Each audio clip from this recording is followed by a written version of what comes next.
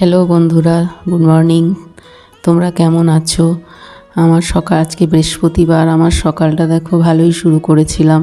চলো তোমাদের সাথে একটু ছাদে ঘুরে আসি। দেখো ছাদে গিয়ে এই যে বাড়িগুলো আছে না, সব বড় বড় পিজি, আবার নিজেদের বাড়িও আছে। দেখো কত ফুল গাছ, আমার বাড়িতে ফ্ল্যাটেও অনেক ফুল গাছ ছিল, তো সব এখন নষ্ট হয়ে গেছে। আর বাড়িগুলো না একটা দেওয়ালের মধ্যেই আর একটা বাড়ি, মানে একটু জায়গা ছাড়া নেই।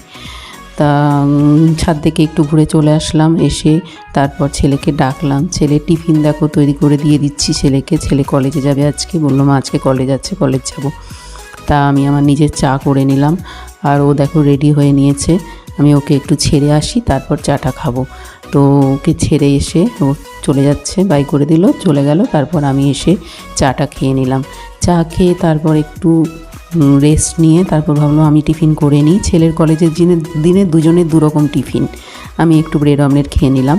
তো তারপরে ভাবছি ছেলের ড্রেসগুলো সব প্রেস করতে হবে, একটু ঘরও গুছিয়ে নিই। ঘরগুলো গোছানো, ছেলে বাড়ি থাকলে সময় হয় না, ছেলে কলেজে গেলে আমার অনেকটা সময় হাতে থাকে এক্সট্রা কাজ করার জন্য। তো ড্রেসগুলো সব প্রেস করছি। দেখো সব গেঞ্জি টেঞ্জিগুলো না প্রেস করলে না, কলেজ যায় তো ভালো লাগে না। তো ওই জন্য সব একসাথে বেশ কিছু কবে থেকেই ভাবছি করবো হচ্ছে না। তো সপ্তাহে 2-3-4টে গেঞ্জি পরে তাই একসাথে কেচে দিই। তারপর দেখো বিছানাটা একটু তুলে নিয়ে হচ্ছে নতুন বেডশিট পাতি, একটু মাঝে মাঝে ভালো লাগে। বেশি দিন হয়নি বেডশিটটা পেতেছি, কিন্তু তাও আমি চেঞ্জ করে দিই। তা বেডশিটটা চেঞ্জ করে নিচ্ছি। তারপরে আমি ওকে বলেছি আজকে আমি কম্পিউটার টেবিলটা তোর পরিষ্কার করব। বলছে হ্যাঁ, তুমি যে জায়গায় জিনিস রাখবে আমি পাবো না। আমি বলছি তাহলে কি আমি আর পরিষ্কার করব না? তো বলছে করে দিও। তা আমি বলছি ঠিক আছে। তাহলে আজকে দেখো একটা কিনেছিল লিকুইড টাইপ জিনিস, কিন্তু সেটা কোনো সময় করে না, আমাকেই করতে হয়। আর দেখো এই বালিশটা না আমার ঘাড়ে ব্যথার জন্য আমার ছেলে আমাকে কিনে দিয়েছে। তা এবার দেখো আমি টেবিল পরিষ্কার করতে চলে, দেখ কত জিনিস, আমি এগুলো মানে সরিয়ে পরিষ্কার করতে ইচ্ছা করে না, তাও আমি ভাবলাম না করে দিই। তো দেখো ল্যাপটপটা ধুলোয় ভরে যায়, তাও কোনো সময় মুছবে না।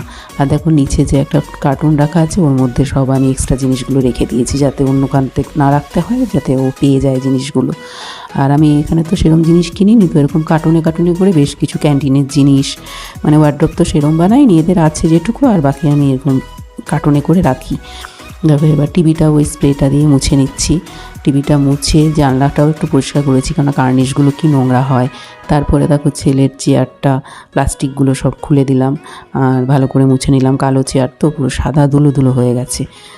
টেবিলের নিচটা প্রচণ্ড নোংরা হয়েছিল, এটাও মুছলাম।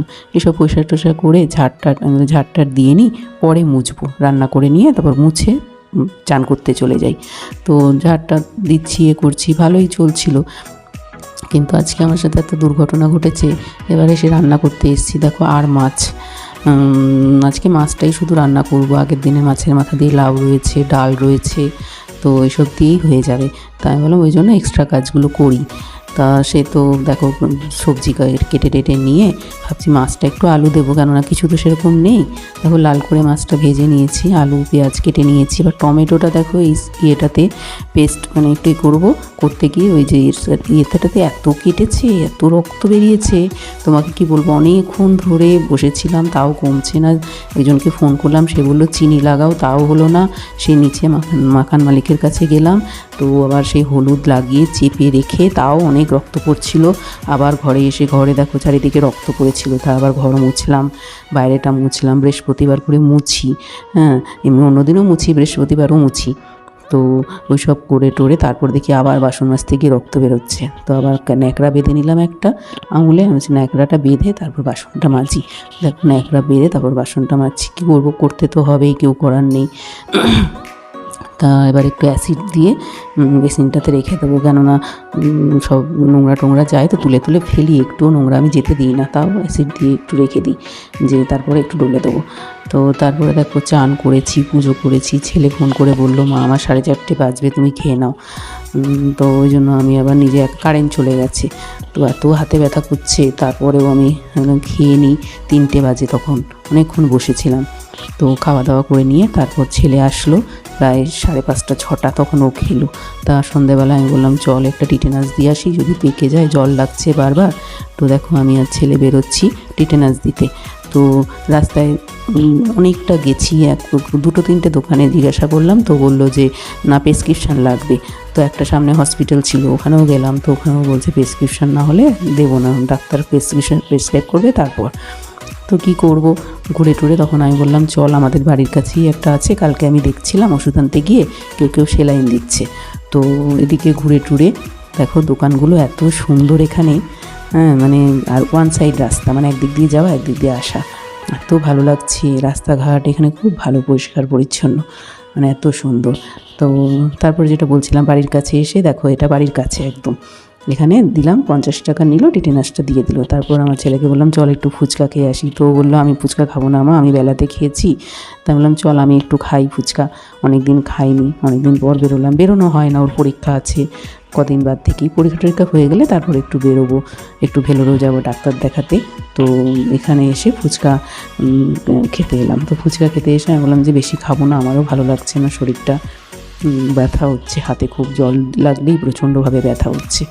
তো তাও 10 টাকার ফুচকা, আমি বললাম 10 টাকার, এখানে 3টে ফুচকা, তা 10 টাকার ফুচকা খেলাম, খেয়ে দিয়ে তারপর আমি বললাম যে এখানে দেখো এই যে অলমার্টের বড় এটা শপিং মলটা, এখান থেকে আমি অনেক শপিং করেছি, এখান থেকে চালও দিয়ে এসছে আমাদের এখানে। তো ভেতরে আর ঢুকলাম না, আজকে সেরকম কিছু কেনার নেই, অন্য একদিন আসবো। মানে সব রকম জিনিস পাওয়া যায়, দারুণ দারুণ জিনিস পাওয়া যায়, দামটা একটু বেশি কিন্তু সব রকম জিনিস পাবে তুমি ওখানে। তারপর ওখান থেকে বেরিয়ে এসে ফুচকা টুচকা খেয়ে আমি চল, ছেলে বললো মা বাড়ি চলো, তো ওই জন্য তারপর বাড়ি চলে যাচ্ছি। দেখো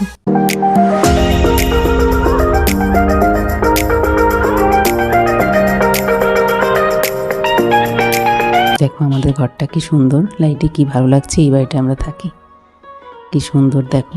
ও গ্যারেজে ঘরটা গাড়িটা রাখছে।